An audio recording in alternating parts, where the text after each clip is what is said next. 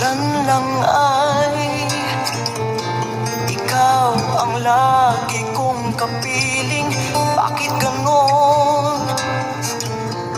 Ngayon'y wala ka na sa akin. Sana ay mayroong muli upang magkita at sa'yo'y padarama.